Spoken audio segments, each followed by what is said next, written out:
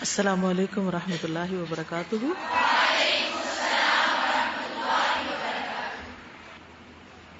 نحمده ونصلي على رسوله الكريم، اما بعد فاعوذ باللہ من الشیطان الرجیم، بسم اللہ الرحمن الرحیم، رب اشرح لي صدری ويسر لي امری واحلل عقدۃ من لسانی یفقهوا قولی۔ درود شریف پڑھیے۔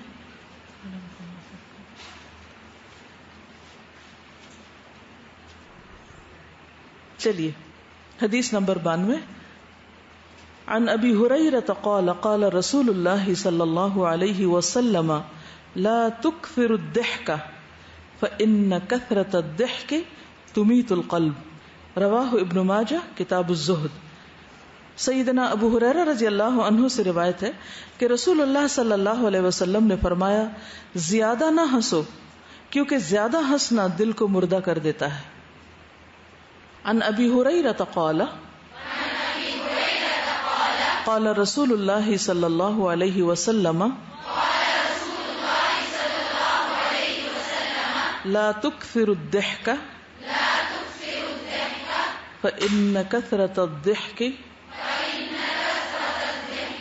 تمیت القلب، رواہ ابن ماجہ۔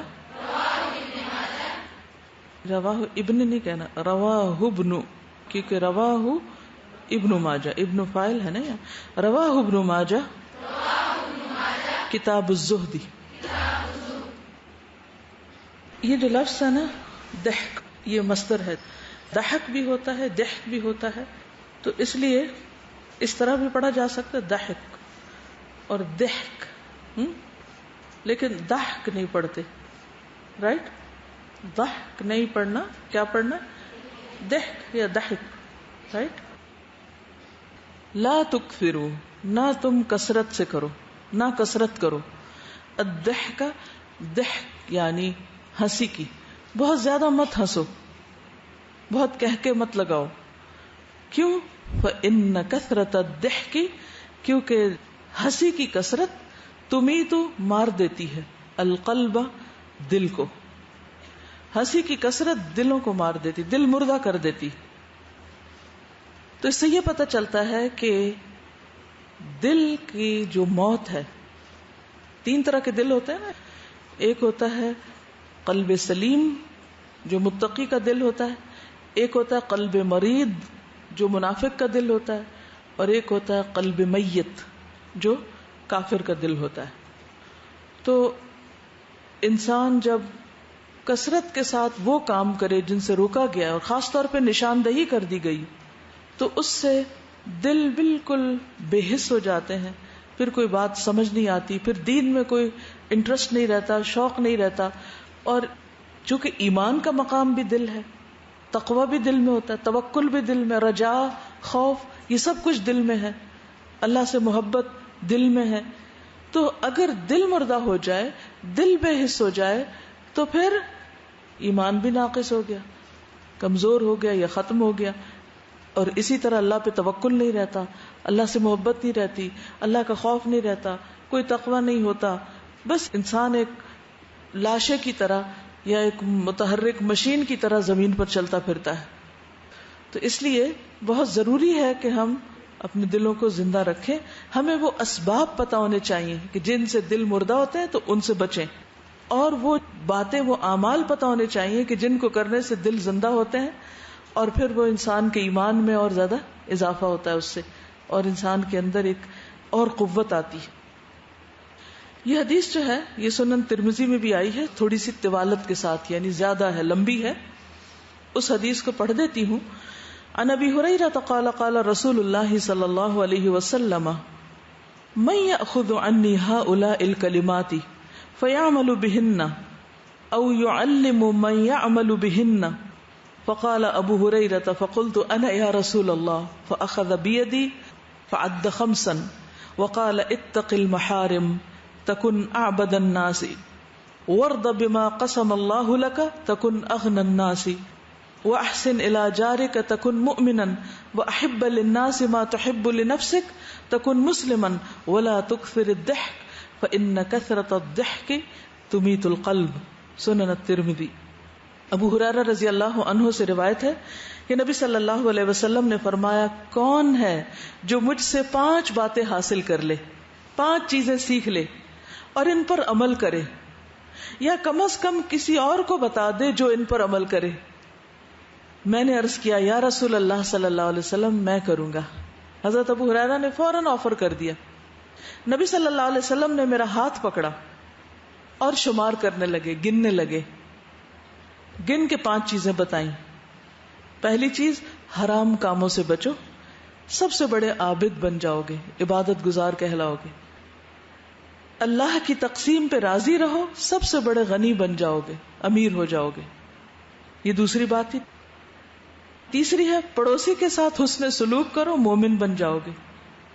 چوتھی بات، جو اپنے لیے پسند کرتے ہو لوگوں کے لیے بھی وہی پسند کرو، مسلمان بن جاؤ گے۔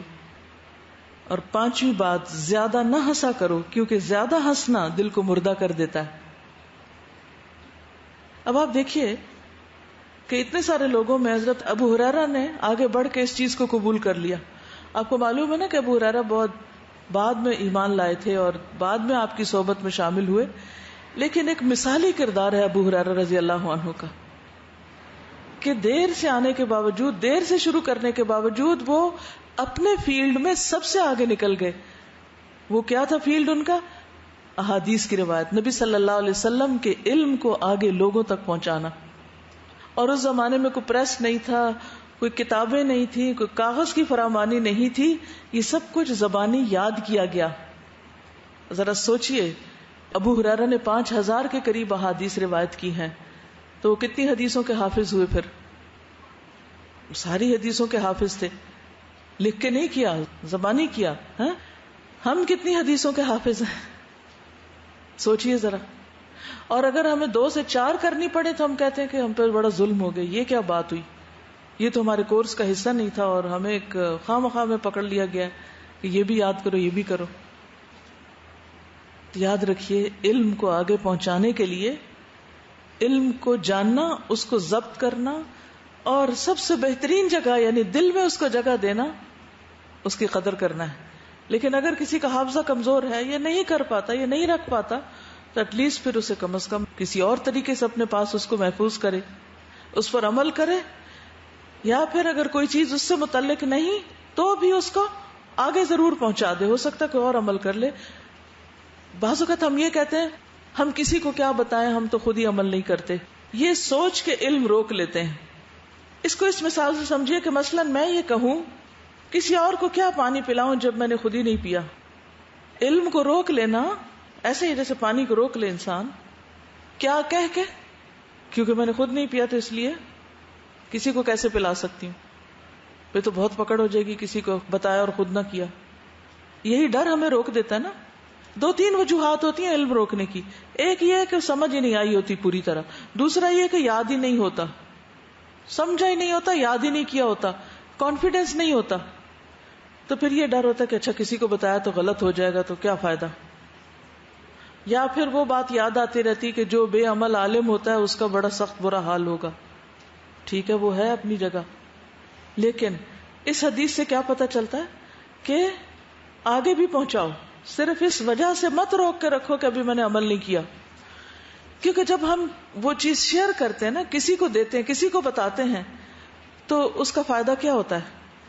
ہماری اپنی یاد دہانی ہو جاتی، ہمیں خود یاد ہوتا ہے، اور پھر شرم بھی آتی ہے کہ کسی کو بتانے جا رہے ہیں، خود نہیں کیا، اور پھر ہم کیا کرتے ہیں کہ اس میں ایفرٹ لگاتے ہیں کہ اچھا اب مجھے کرنا ہے۔ آپ میں سے جو لوگ تھوڑا یا زیادہ دوسروں کو سکھاتے ہوں گے، انہیں اس بات کا اچھی طرح تجربہ ہوگا کہ تیاری کے دوران جو چیزیں سامنے آ رہی ہوتی ہیں اس وقت انسان اپنے آپ کو پرکھتا جاتا ہے۔ مثلا اس میں صدقہ کی حدیث آ گئی، تو آپ کیا چاہیں گے کہ میں کلاس میں جانے سے پہلے کچھ نہ کچھ صدقہ کر لوں تاکہ جب یہ بتاؤں تو اس کا اثر ہو۔ کوئی ذکر آپ کرتے تھے، کبھی پھر بھول گئے، یک آپ نے حدیث پڑھی یا کوئی چیز پڑھی اور آپ کو یاد آ گئے، اوہ، آپ دوبارہ سے اس کو شروع کر دیتے ہیں، پھر لکھ لیتے اپنے پاس میں، چھوڑ دیا تو میں اچھا بھلا کرتے تھے۔ آپ نے تہجد شروع کی، پھر کسی وجہ سے بریک آئی اور اس کے بعد دوبارہ آپ شروع ہی نہیں کر پائے۔ آپ کوئی ایسی چیز پڑھتے ہیں یا پڑھاتے ہیں کیونکہ پڑھانا نہ ہو تو خود پڑھنے میں بھی وہ سنجیدگی نہیں آتی. تو وہ پڑھتے پھر آپ کہتے ہیں اچھا ہاں چلو میں ذرا دوبارہ شروع کر لوں. آپ اچھی بھلی قرآن کی تلاوت کر رہے ہوتے ہیں لیکن بیچ میں مثلاً پیریڈز آ گئے اور آپ کا وہ سلسلہ بریک ہوا اور دوبارہ قرآن پکڑنے میں پھر مشکل پیش آ گئی. ہوتا ہے نا ایسے, سفر کی وجہ سے بریک آئی, دوبارہ پھر بھول گئے. لیکن اگر آپ اس سے جڑے رہے تو کیا ہوگا, خود بھی آپ کے اندر عمل آنے لگے گا. تو اس لیے کبھی بھی کسی خیر کو اس لیے نہ روکیں کسی سے, کسی کو کیوں دوں, ابھی تو میں نے خود نہیں کیا.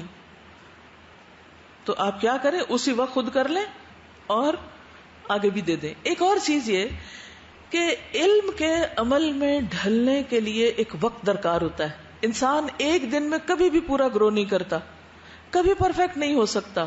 یہ ساری زندگی کا پروسیس ہے. جیسے کوئی پودا ایک دن میں بڑا نہیں ہوتا, اسی لیے تو ہمیں یہ کہا گیا تھا کہ پنگوڑے سے لے کر قبر تک علم حاصل کرو, لگے رہو. کیونکہ جس طرح روز کھانے کی ضرورت ہوتی ہے نا, ایسے روز سیکھنے کی بھی ہوتی ہے. اور جو سیکھتے جاتے ہیں اس میں سے کچھ حصہ ہمارے جسم کا حصہ بنتا ہے, باقی ویسٹ ہو جاتا ہے. جیسے فوڈ میں بھی کچھ جسم کا حصہ بنتا ہے اور کچھ ویسٹ ہو جاتا ہے. علم میں بھی کچھ ہمارے عمل کا حصہ بن جاتا ہے, کچھ چلا جاتا ہے, ویسٹ ہو جاتا ہے. پھر دوبارہ کیا ہوتا ہے, دوبارہ آپ پڑھتے ہیں, دوبارہ اس میں سے کچھ آپ لے لیتے ہیں, کچھ پھر ویسٹ ہو جاتا ہے, پھر لے لیتے پھر ویسٹ ہو جاتا ہے.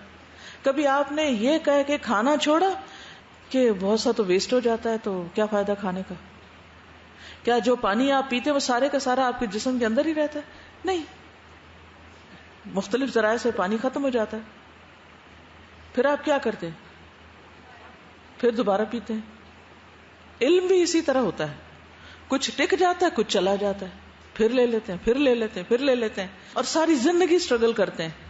ٹھیک ہے, تو خاص طور پر اس حدیث کو آپ نے پھر آگے شیئر کرنا, کیونکہ نبی صلی اللہ علیہ وسلم نے فرمایا تھا کہ کوئی ہے جو مجھ سے لے لے تو آپ بھی اس لائن میں شامل ہو جائیں, آپ بھی اس چین کا حصہ بن جائیں, آپ بھی اس موتیوں کی لڑی میں ایک موتی بن جائیں, آپ بھی اپنا نام اس میں لکھوا دیں کہ جن کو نبی صلی اللہ علیہ وسلم نے فرمایا کہ عمل کرے یا پھر آگے ہی کسی کو بتا دے کہ وہ عمل کر لے.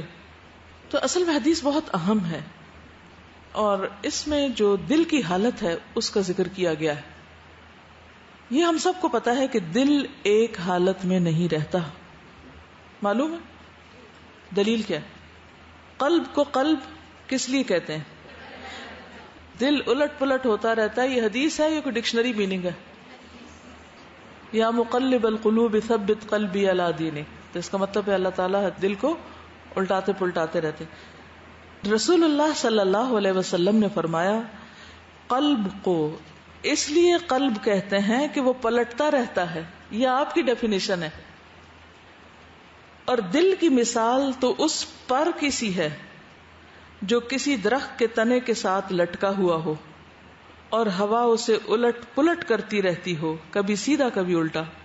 آپ نے دیکھا ہوگا کبھی یہ جو گڈیاں اڑاتے ہیں نا تو وہ درختوں کے ساتھ اڑ جاتی ہیں, کبھی دیکھیں, یا کوئی چیز آ کے اٹک جاتی, یا کوئی پر کسی پرندے کے اٹک جاتے ہیں. پھر ہوا چلتی تو کیا ہوتا ہے, کبھی ادھر کبھی ادھر, کبھی ادھر کبھی ادھر, کبھی سیدھا کبھی الٹا, کبھی سیدھا کبھی الٹا. دل بھی ایسا ہی ہوتا ہے. اس کو قرار نہیں ہے کہ ایک جگہ پکڑ کے اس کو آپ روک لیں. ایک تو ہر وقت حرکت میں دھڑکتا رہتا ہے, اور اسی طرح ہر وقت الٹ پلٹ ہوتا رہتا ہے. یہ مسند احمد کی روایت تھی. ایک اور حدیث میں آتا ہے, جبیر بن نفیر کہتے ہیں میں حمص میں ابو درداء کے پاس گیا. ابو درداء کون تھے؟ صحابی تھے. وہ اپنی مسجد میں کھڑے نماز پڑھ رہے تھے. ٹھیک ہے, جب وہ تشہد میں بیٹھے اتحیات پڑھنے لگے تو نفاق سے اللہ کی پناہ مانگنے لگے, منافقت سے. جب انہوں نے سلام پھیرا تو میں نے ان سے کہا اے ابو درداء, اللہ آپ کو معاف فرمائے, اللہ آپ پہ رحم کرے, اللہ آپ کو معاف فرمائے. آپ کا نفاق سے کیا تعلق؟ آپ تو صحابی ہیں اور اتنے نیک ہیں, آپ کا کیا تعلق نفاق سے؟ آپ اور نفاق کا کیا جوڑ؟ وہ آپ پہ بلا کیوں آئے گا؟ انہوں نے 3 دفعہ کہا یا اللہ معاف کرنا, یا اللہ معاف کر دینا, یا اللہ تو معاف کر دینا. اور فرمایا اللہ کی قسم ایک آدمی ایک ہی گھڑی میں فتنے میں ڈال دیا جاتا ہے, ایک لمحے میں فتنے میں پڑ جاتا ہے اور وہ اپنے دین سے پھر جاتا ہے. اور آپ نے بھی تجربہ کیا ہوگا کہ راہ چلتے بے وجہ آپ پہ اداسی چھا جاتی ہے, کبھی بے وجہ خوشی آنے لگتی ہے, کبھی بے وجہ آپ کا نماز روزہ پڑھتے پڑھتے ایک دم دل کو پتہ نہیں کیا ہو جاتا ہے, کبھی اتنے اچھے سے دعا مانگتے ہیں اور کبھی دعا مانگنے کو دل نہیں کرتا, کبھی آپ کا خوب دل لگتا ہے اچھے کاموں, کبھی آپ کہتے ہیں اچھا بس اب بہت ہو گئی. کیا یہ کیفیات سب پہ نہیں آتی؟ کم و بیش سب پہ ہی آتی, کسی پہ زیادہ آتی کسی پہ کم آتی. اور فتنے کیا ہیں؟ مثلاً دل کے فتنے کیا ہیں بتائیے مجھے. دل کے فتنے جس کی وجہ سے دل بھٹکنے لگتا ہے, اور کون پیچھے پڑا رہتا ہے اس کے؟ کیا ڈالتا ہے؟ وسوسے. الذی یوسوس فی صدور الناس من الجنۃ والناس. وہ جنوں میں سے بھی ہوتے ہیں اور انسان بھی وسوسے ڈالتے ہیں, انسانوں کی باتیں بھی. اچھا جو وسوسہ ہے نا ہمارے نزدیک یہ ایک بڑی بری بات ہوتی ہے, کیا خیال ہے ایسا ہی ہوتا ہے؟ یہی سمجھتے ہیں نا ہم وسوسے کو, بہت بری بات ہوتی ہے, کوئی ہمیشہ بری نہیں ہوتی. یہ یاد رکھیے, کچھ چیزیں بڑی خوشنما ہوتی ہیں, بڑی خوبصورت ہوتی ہیں, بڑے دھیمے دھیمے ایک دم آپ کے دل کے اندر جا کے جگہ بنا لیتی ہیں اور آپ کا دل پلٹ چکا ہوتا ہے. آپ کا نہ نماز میں دل لگتا ہے, نہ قرآن میں, نہ نیکی کے کاموں میں, نہ قیام میں, نہ تہجد میں, نہ کسی اور چیز میں, اور آپ کو پتہ بھی نہیں ہوتا کہ آپ دین سے کتنے دور ہو چکے ہیں, کتنے بھٹک چکے ہیں. بعض اوقات وہ بڑے خوبصورت خیال ہوتے ہیں, بعض اوقات وہ بڑی سویٹ ڈریمز ہوتی ہیں, اور انسان ٹریپ میں آ جاتا ہے. کسی بھی حرام چیز سے, کسی بھی غلط چیز سے اس کا ٹکراؤ ہوتا ہے, اور وہ یہ سوچے بغیر کہ یہ میرے لیے جائز نہیں, میرے لیے جائز نہیں, انسان اس میں پھنس چکا ہوتا ہے اور اچھے بھلے دلدل میں جا چکا تھا کہ باہر نکلنا بھی مشکل ہوتا ہے. بہت بڑا فتنہ ہوتا ہے. کوئی اس پر کچھ کہے گا؟ کیونکہ جب تک خطرات ہمیں پتہ نہیں تو ہم اپنے آپ کو پہچان بھی نہیں سکتے. مثلاً کیا ہو سکتا ہے؟ بری ہی چیز کو ہم سمجھتے ہیں نا. تو کل کی ہی بات ہے کہ میری بہن کی بیٹی ہوئی, تو میرا نا دل میں بار بار خیال آئے کہ میں نے اس کو دیکھنے جانا ہے, اور اس کی وجہ سے میرا پھر کسی چیز میں دل نہیں لگ رہا تھا. اور اب مجھے سمجھ ہے کہ وہ بار بار میرے دل میں آ رہا تھا کہ میں چلی جاؤں, اور پھر سبق بھی میں دل نہیں لگ رہا تھا. اور اب مجھے پتا چلا کہ وہ وسوسہ ہی تھا, لیکن میں اس کو وہ بس ایک خبر ملی نا آپ کو, اور اس نے آپ کو دل پلٹ کے رکھ دیا, اور پھر مجھے اب بھی آپ کی اور بات ہر چیز سے دل اچاٹ ہو گیا. اب کچھ اور اچھا ہی نہیں لگ رہا, بس دل یہی چاہ رہا کہ فوراً وہاں پہنچوں اور دیکھوں.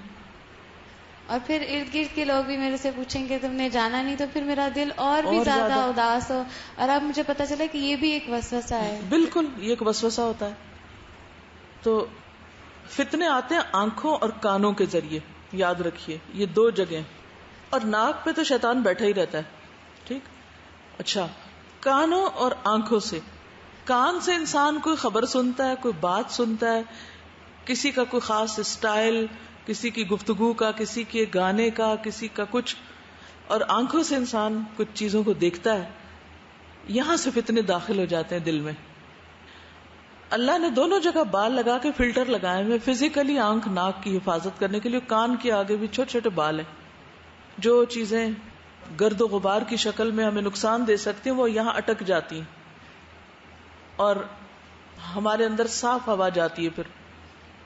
ورنہ اگر یہ سب کچھ اندر جانے لگے اور ساری مٹی پھیپڑوں میں جا کے جم جائے, یا سب کچھ کان کے اندر جا پہنچے, تو کیا حال ہوگا ہمارا. اور اگر آنکھوں کے اوپر یہ حفاظت نہ ہو تو ساری مٹی پڑی رہے آنکھوں میں, ہر وقت ہم آنکھیں ملتے رہیں. تو جب اللہ نے حفاظت کا انتظام کیا ہے تو کچھ تو اس نے خود کر دیا, اور کچھ چیزوں سے, کچھ گرد و غبار سے ہمیں اپنی آنکھوں کو خود بچانا. ورنہ وہ اسی طرح وہ فتنے, وہ چیزیں آنکھوں کی چبھن, دل کی بے چینی اور کانوں کے لیے مصیبت بن جائیں گے اگر فلٹر نہ کیا ان چیزوں کو. چوائس ہماری ہے, ہم کیا دیکھتے ہیں, کیا سنتے ہیں, کیا پڑھتے ہیں اور کیا سوچتے ہیں.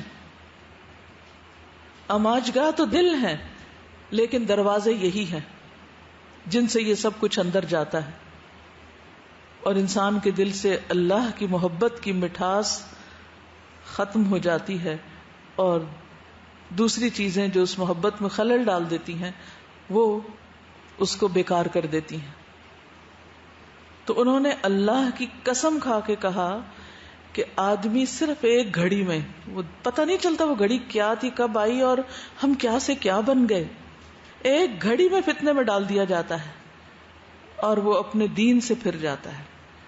اور بعض اوقات دین کے نام پر اصل دین سے پھر جاتا ہے. نفاق بھی تو دین ہی کی حالت ہے نا بظاہر، اور انسان ریئلائز ہی نہیں کرتا. نبی صلی اللہ علیہ وسلم نے فرمایا ابن آدم کا دل اس ہنڈیا سے بھی زیادہ تیزی کے ساتھ بدلتا ہے جو خوب کھول رہی ہو. ابلتی ہنڈیا دیکھی کبھی؟ جیسے گوشت ابل رہا ہوتا ہے اور پھر اس کا رنگ چینج ہو جاتا ہے ابلتے ابلتے، اسی طرح دل کی بھی حالت تبدیل ہو جاتی، تیزی کے ساتھ تبدیل ہو جاتی. تو جو چیز اتنی زیادہ ہم پر غالب بھی ہے اور ہمارے سارے اعضاء پھر اسی کے تابع بھی ہو جاتے ہیں، تو اس کی حفاظت کی کتنی ضرورت ہے، اور اس کی حفاظت کے لیے اللہ سبحانہ وتعالی سے دعا مانگنے کی کتنی ضرورت ہے. کہ ابو درداء جیسے صحابی بار بار نفاق سے پناہ مانگ رہے ہیں. پھر ایمان والوں میں رہتے ہوئے بھی دل پلٹ سکتا ہے. بعض اوقات ہم یہ کہتے ہیں نا ہماری مجلس بڑی اچھی ہے، ہمارے آس پاس بڑے ایمان والے لوگ ہیں، بڑے نیک لوگ ہیں، تو ہمیں نہیں کچھ ہو سکتا. یہ خیال بھی غلط ہے. انس رضی اللہ عنہ سے مروی ہے نبی صلی اللہ علیہ وسلم بکثرت یہ دعا مانگا کرتے تھے، یا مقلب القلوب ثبت قلبی علی دینک، اے دلوں کے پھیرنے والے میرے دل کو اپنے دین پہ ثابت قدمی عطا فرما. ایک مرتبہ ہم نے عرض کیا یا رسول اللہ صلی اللہ علیہ وسلم، ہم آپ پر اور آپ کی تعلیمات پر ایمان لائے ہیں، کیا آپ کو ہمارے متعلق کسی چیز کا خطرہ ہے؟ آپ نے فرمایا ہاں. صحابہ کہتے ہیں کہ آپ کو ہمارے بارے میں خطرہ ہے، ہم تو ایمان لا چکے ہیں. اور وہ آپ کے آس پاس رہتے تھے، ساتھی تھے آپ کے. فرمایا ہاں، کیونکہ دل اللہ عز و جل کی انگلیوں میں سے دو انگلیوں کے درمیان ہے، وہ جیسے چاہتا ہے اسے بدل دیتا ہے. تو پھر سیدھا رکھنے کی دعا بھی اسی سے کرنی چاہیے نا، کہ اللہ تو ہمارے دل کو سیدھا رکھنا، وہ نہ پلٹے، وہ نہ الٹے، وہ نہ ٹیڑھا ہو. اور اس کی ضرورت اس لیے کہ اگر دل درست ہو تو سارا جسم درست ہوتا ہے. ورنہ انسان کی زبان، اس کی گفتگو، اس کی سوچیں، اس کے قدم، اس کے ہاتھ، اس کے پورا جسم اس طرح مڑ جاتا ہے. نعمان بن بشیر کہتے ہیں میں نے رسول اللہ صلی اللہ علیہ وسلم کو فرماتے ہوئے سنا، بے شک جسم میں گوشت کا ٹکڑا ہے، جب اس کی اصلاح ہو جاتی ہے تو سارے جسم کی اصلاح ہو جاتی ہے، سارے اعضاء اپنی جگہ پہ آ جاتے ہیں، اور جب وہ خراب ہو جاتا ہے تو تمام جسم خراب ہو جاتا ہے. سنو وہ ٹکڑا دل ہے. خراب ہونے کا مطلب یہ نہیں کہ کوئی ہاتھ پاؤں میں کیڑے پڑ جاتے ہیں، اس کا مطلب یہ ہے کہ ہاتھ پاؤں غلط کام کرنا شروع کر دیتے ہیں. انسان کی توجہات، اس کی کوششیں، اس کی انٹرسٹ، اس کی دلچسپیوں کا رخ مڑ جاتا ہے. مثلاً ایک وقت ہوگا جب آپ کو میوزک اچھا لگتا ہوگا، اور ایک وقت ہے جب آپ کو قرآن میوزک سے کئی ہزاروں گنا زیادہ اچھا لگتا ہے. تو یہ کیسے ہو گیا؟ کیوں کر ہو گیا؟ لیکن اس پر خوش نہ ہو، کسی وقت بھی یہ پلٹا کھا سکتا ہے. تو سب سے زیادہ ہر وقت اپنے دل کو واچ کرنے کی ضرورت ہے کہ وہاں کیا چیز آ گئی ہے، کیا جمع ہوا ہے، سب سے زیادہ کیا چیز ہے وہاں. وہ کون سی خواہش ہے جو ہر وقت دل پہ غالب ہے؟ وہ کون سی بات ہے جو ہر وقت میرے دل میں منڈلاتی رہتی ہے؟ وہ کس کا خیال ہے جو ہر وقت اس میں رہتا ہے؟ اور کیا یہ ورتھ ہے؟ کیا میں اس دل کے ساتھ اللہ کے سامنے حاضر ہوں گی؟ کیونکہ بعض چیزیں ایسی ہوتی ہیں کہ جن کے بارے میں سوچ کر مزہ لینا اور سوچتے چلے جانا وہ بھی درست نہیں ہوتا. تو اس کے لیے پھر اپنے دل کی حالت کے بدلنے کی دعا بھی کرنی چاہیے، اور اس کا علاج بھی کرنا چاہیے، اور اس کے لیے بے چین بھی ہونا چاہیے، اور اس کے لیے توبہ استغفار کرنی چاہیے. تو اب ہمیں دیکھنا یہ چاہیے کہ کن چیزوں سے دل مردہ ہوتا ہے. دل مردہ ہونے کے اسباب، ایک تو ہمیں پتہ چل گیا کثرت سے ہنسنا. اس کے علاوہ ایمان کے بعد کفر. سورۃ المنافقون میں آتا ہے منافقین کے بارے میں، ذالک بانہم آمنوا. منافقین کی یہ حالت اس لیے ہے کہ بے شک وہ ایمان لائے تھے، وہ ایمان والے تھے. ثم کفروا، ایمان لا کے انہوں نے پھر کیا کیا؟ پھر کفر کر لیا، انکار کر دیا. فطبع علی قلوبہم، تو ان کے دلوں پر مہر لگا دی گئی. فہم لا یفقہون، وہ سمجھتے ہی نہیں، اب انہیں نہیں بات سمجھ آتی، اب انہیں دین کی بات سمجھ ہی نہیں آتی، اللہ کی بات دل میں اترتی نہیں. طبع علی قلوبہم فہم لا یفقہون، کچھ نہیں سمجھتے. تو ایمان لا کے کفر کرنا یہ دلوں کے مردہ ہونے کا سبب ہے. سورۃ البقرہ کے شروع میں بھی مثال دی گئی، مثلہم کمثل الذی استوقد نارا. ایمان لائے تھے پہلے، فلما اضاءت ما حولہ ذهب اللہ بنورہم. آس پاس اور بھی لوگ ایمان لے آئے، ماحول اچھا ہو گیا، ان کا نور چلا گیا. وترکہم فی ظلمات، یعنی ضروری نہیں کہ آپ نیک بندوں کے اندر ہو اور آپ کا دل سلامت رہے، وہاں بھی بھٹک سکتے ہیں، کیونکہ ہر ایک کی اپنی چوائس ہوتی ہے. مثلہم کمثل الذی استوقد نارا فلما اضاءت ما حولہ ذهب اللہ بنورہم. اس کے دل کا نور چلا گیا، حالانکہ وہ کس میں رہ رہا ہے؟ نورانی ماحول میں رہ رہا ہے. کس قدر خطرے کی بات ہے. صم بکم عمی فہم لا یرجعون. پھر ایک اور چیز، اللہ سے زیادہ دوسروں کا خوف، یہ بھی دل کو مردہ کرتا ہے، لوگوں کا خوف.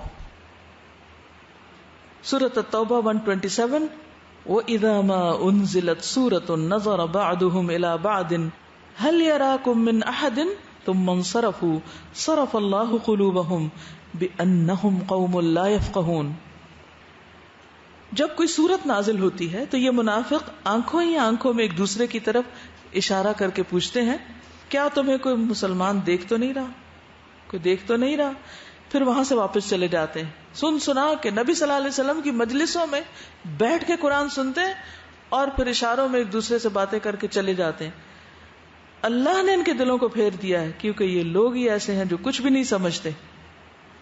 یعنی اس سے آپ اندازہ لگائیں کہ بعض لوگ قرآن کی مجلس میں بیٹھ کر بھی فائدہ نہیں اٹھا سکتے.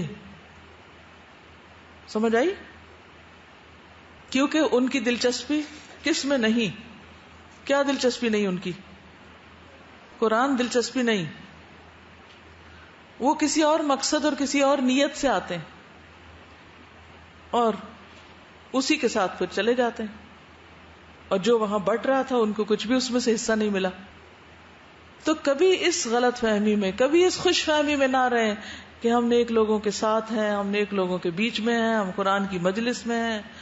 بھلے آپ رسول اللہ صلی اللہ علیہ وسلم کے ساتھ ہوں، اگر نیت درست نہیں، اگر طریقہ درست نہیں، اگر دلچسپی قرآن میں نہیں، کوئی فائدہ نہیں دے سکتا، کچھ بھی فائدہ نہیں ہو سکتا. تو ہم سب کو بھی اپنا اپنا امتحان لینا چاہیے کہ ہماری قرآن سے اور اللہ کی بات سے کتنی محبت ہے. کیونکہ جب وہ دل میں آ جاتی ہے نا تو پھر باقی ماحول وہ کہیں بھی ہو. حضرت آسیہ کے پاس کون سا ماحول تھا؟ وہ جمی نہیں نا ایمان پر. باقی لوگوں کو بھی آپ دیکھ لیں تو اینڈ آف دا ڈے تان کہاں آ کے ٹوٹتی؟ آپ پر ہی. آپ کیا چاہتے ہیں؟ آپ کا دل کیا کہتا ہے؟ آپ کی دلچسپی کیا ہے؟ بعض اوقات ہم خود کو خود بھی دھوکہ دے رہے ہوتے ہیں، نام دین کا لے رہے ہوتے ہیں، لیکن دین سے کوئی خاص دلچسپی نہیں ہوتی. اسی چیز نے تو مسلمانوں کو نقصان دیا ہے. اگر ہم سچے مسلمان ہوتے نا تو ہماری دعائیں بھی سنی جاتی اور ہمارے حالات بھی بدلتے. لیکن اتنے پردے پڑ چکے ہیں کہ بعض اوقات وہ پتہ ہی نہیں چلتا کہ اصل چیز کیا ہے، خالص کیا ہے. جب ہر طرف ملاوٹ عام ہو جائے تو خالص کی تو پہچان ہی نہیں ہوتی پھر کہ اصل کیا ہے اس میں. ایک اور چیز جو دل کو مردہ کرتی ہے وہ ہے اللہ کے ذکر سے روگردانی. قال النبی صلی اللہ علیہ وسلم مثل الذی یذکر ربہ والذی لا یذکر ربہ مثل الحی والمیت. بخاری کی روایت ہے. نبی صلی اللہ علیہ وسلم نے فرمایا اس شخص کی مثال جو اپنے رب کو یاد کرتا ہے اور جو اپنے رب کو یاد نہیں کرتا زندہ اور مردہ جیسی ہے. اب آپ سوچئے نماز میں بھی ہم رب کو کتنا یاد کرتے ہیں, جو تسبیح پڑھتے ہیں اس میں بھی کیا یاد کرتے ہیں, قرآن پڑھتے ہوئے بھی رب کو کتنا یاد کرتے ہیں. ذرا اپنے دلوں کا جائزہ ہم سب کو سوچئے ہم کہاں کھڑے ہیں. ہم پڑھ قرآن رہے ہوتے ہیں, دھیان کہاں ہے. ہم تسبیح پڑھ رہے ہیں, دھیان کدھر ہے. بعض لوگ تو باقاعدہ وہ باتیں کر رہے ہوتے ہیں اور گٹلیاں پھینکے چلے جاتے, معلوم نہیں وہ کون سا ذکر کر رہے ہوتے ہیں. ہماری آنکھیں دیکھتی ہیں نا یہ سارے منظر. خود ہم نماز میں کھڑے ہیں, پتہ نہیں کہاں کہاں کی باتیں سوچ رہے ہیں. بظاہر کیا ہے جی اللہ کی یاد کے لیے نماز قائم ہو رہی ہے, لیکن حالت حقیقت کیا ہے ہماری, کس کو یاد کر رہے ہیں وہاں بھی کھڑے ہو کے, کیا باتیں دل میں گردش کر رہی ہیں, اور کیا ان پہ ملامت بھی ہے خود کو, کیا نکالنے کی کوئی فکر بھی ہے, کیا اسی کے ساتھ مرنا ہے. تو ذکر جو ہے نا وہ یاد کو کہتے ہیں نا, اللہ کی یاد تو صرف زبان سے یاد کرنی ہے. اصل یاد تو وہی ہوتی ہے نا جو دل میں ہوتی, زبان تو اس کا اظہار کرتی. پھر مشکلات میں اللہ کی طرف رجوع نہ کرنا, یہ بھی دلوں کو مردہ کرنے کا سبب بنتا ہے. اللہ تعالیٰ امتحان کیوں لیتے ہیں؟ اس لیے کہ لوگ کیا کریں, اللہ کی طرف پلٹیں. لیکن جب اللہ کی طرف کوئی پلٹتا نہیں تو پھر اور دور ہو جاتے ہیں.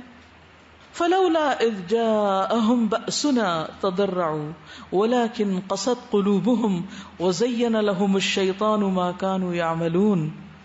پھر جب ان پر ہمارا عذاب آیا تو وہ کیوں نہ گڑ گڑائے. جب عذاب آیا تو کیوں نہ گڑ گڑائے, کیوں نہ روئے اللہ کے آگے, مگر ان کے دل سخت ہو گئے, اور جو کام وہ کر رہے تھے شیطان نے انہیں وہی کام خوبصورت بنا کے دکھا دیے. بعض اوقات شیطان کیا کرتا ہے, ہمارے غلط کاموں کو خوبصورت بنا دیتا ہے, اچھا بنا دیتا ہے. پھر اسی طرح جمعہ کی نماز چھوڑ دینا, فرائض سے پیچھے رہنا, یہ بھی دلوں کی سختی کا باعث بنتا ہے. حدیث میں آتا ہے, ابن عمر اور ابو ہریرہ بیان کرتے ہیں, انہوں نے رسول اللہ صلی اللہ علیہ وسلم کو ممبر کی سیڑھیوں پر فرماتے ہوئے سنا, لوگ جمعہ کی نماز چھوڑنے سے باز آ جائیں ورنہ اللہ تعالیٰ ان کے دلوں پر مہر لگا دے گا, پھر وہ غافلوں میں سے ہو جائیں گے. پھر بلا وجہ نماز چھوڑ دینا. رسول اللہ صلی اللہ علیہ وسلم نے فرمایا, جو شخص سستی کی وجہ سے بلا عذر 3 جمعے چھوڑ دے اللہ اس کے دل پہ مہر لگا دیتا ہے. بلا عذر نماز جمعہ چھوڑنا, اس سے دل پہ مہر لگ جاتی. پھر سستی, غفلت, اعراض. سورۃ التوبہ میں آتا ہے, وَإِذَا أُنزِلَتْ سُورَةٌ أَنْ آمِنُوا بِاللَّهِ وَجَاهِدُوا مَعَ رَسُولِهِ اسْتَأْذَنَكَ أُولُو الطَّوْلِ مِنْهُمْ وَقَالُوا ذَرْنَا نَكُن مَعَ الْقَاعِدِينَ رَضُوا بِأَن يَكُونُوا مَعَ الْخَوَالِفِ وَطُبِعَ عَلَى قُلُوبِهِمْ فَهُمْ لَا يَفْقَهُونَ. سورۃ التوبہ. اور جب کوئی صورت نازل ہوتی ہے کہ اللہ پر ایمان لاؤ اور اس کے رسول کے ہمراہ جہاد کرو, تو ان منافقوں میں سے کھاتے پیتے لوگ آپ سے اجازت طلب کرنے لگتے ہیں کہ ہمیں ذرا ایکسکیوز کر دیجئے, اور کہتے ہیں ہمیں رہنے دیجئے, ہم پیچھے بیٹھ رہنے والوں کے ساتھ بیٹھ رہے ہیں. کچھ اور لوگ بھی تو ابھی نہیں یہ کر رہے, ہم بھی ان کے ساتھ ہیں. ان لوگوں نے پیچھے رہنے والوں میں شامل ہونا پسند کیا تو ان کے دلوں پر مہر لگا دی گئی, وَطُبِعَ عَلَى قُلُوبِهِمْ, لہٰذا وہ کچھ نہیں سمجھتے. جو دل مردہ ہو تو پھر کوئی بات سمجھ نہیں آتی انسان کو, وہ چیز اندر آتی ہی نہیں. کوشش کے باوجود مثلا نماز میں آپ اپنے آپ کو پکڑ پکڑ کے اس میں سیدھا کرتے ہیں, پھر تھوڑی دیر پھر پھسل جاتے, پھر پکڑ پکڑ کے سیدھا کرتے ہیں. کتنی اسٹرگل رہتی ہے اس میں. یعنی خود اپنے ساتھ ہی ایک جنگ کرنا ایک مشکل کام ہو جاتا ہے. اپنے آپ کو اس چیز پر لانا, اس پہ ٹکانا, اس پہ جمانا. پھر قرآن میں تدبر نہ کرنا, غور و فکر نہ کرنا. افلا یتدبرون القرآن ام علی قلوب اقفالها, یہ بھی دلوں کو بند کر دیتا ہے. پھر علم سے دوری اور سیکھا ہوا علم بھلا دینا. الم یأن للذین آمنوا ان تخشع قلوبهم لذکر اللہ وما نزل من الحق ولا يكونوا كالذین اوتوا الكتاب من قبل فطال علیہم الامد فقست قلوبهم وکثیر منهم فاسقون. جو لوگ ایمان لائے ہیں کیا ان کے لیے ایسا وقت نہیں آیا کہ اللہ کے ذکر سے اور جو حق نازل ہوا ہے اس سے ان کے دل پگھل جائیں اور ان لوگوں کی طرح نہ ہو جائیں جنہیں اس سے پہلے کتاب دی گئی، پھر ایک طویل مدت گزر گئی تو ان کے دل سخت ہو گئے اور ان میں سے اکثر فاسق بنے ہوئے ہیں۔ تو بعض اوقات علم آنے کے بعد بھی انسان فسق میں چلا جاتا ہے، اور یہ کب ہوتا ہے کہ جب اللہ کی آیات کے ساتھ نصیحت کی جائے اور انسان اس کی طرف توجہ ہی نہ دے، منہ پھیر لے، دلچسپی نہ لے، اور اپنے اعمال سے بے خبر ہو جائے کہ وہ آگے کیا بھیج رہا ہے۔ پھر اسی طرح کجروی اختیار کرنا، قرآن مجید میں تو فَلَمَّا زَاغُوا أَزَاغَ اللَّهُ قُلُوبَهُمْ، جب وہ ٹیڑھے ہوئے تو اللہ نے ان کے دل ٹیڑھے کر دیے، وَاللَّهُ لَا يَهْدِي الْقَوْمَ الْفَاسِقِينَ۔ پھر اسی طرح گناہ کرنا، نبی صلی اللہ علیہ وسلم نے فرمایا گناہ دلوں پہ غلبہ پانے والا ہے۔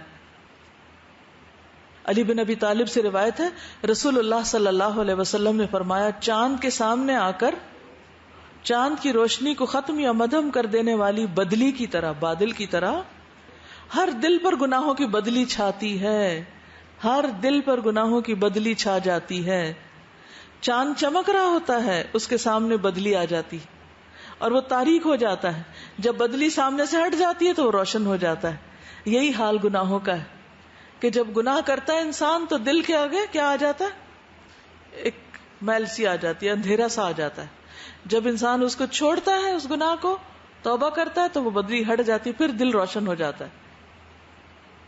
لیکن اگر انسان مسلسل گناہ ہی کرتا چلا جائے اور توبہ نہ کرے، اصلاح نہ کرے تو دل زنگ آلود ہو جاتا ہے، پھر اس سے کچھ بھی نہیں نکلتا، کوئی روشنی نہیں پھوٹتی۔ ابو ہریرہ کہتے ہیں رسول اللہ صلی اللہ علیہ وسلم نے فرمایا جب کسی مسلمان سے کوئی گناہ سرزد ہوتا ہے تو اس کے دل پر ایک سیاہ دھبا پڑ جاتا ہے، اگر وہ توبہ استغفار کر لے تو اس کا دل پھر سے صاف اور روشن ہو جاتا ہے، ورنہ جتنے گناہ بڑھتے جاتے ہیں اتنے ہی سیاہ دھبے بڑھتے جاتے ہیں، حتیٰ کہ اس کے دل پہ زنگ چھا جاتا ہے، جس کا ذکر اللہ نے قرآن میں کیا ہے کلا بل ران علی قلوبہم ما کانوا یکسبون، کہ ان کے دل پہ ان کے اپنے کمائی کی وجہ سے زنگ چڑھا ہے، تو چمک ختم ہو گئی اس کی۔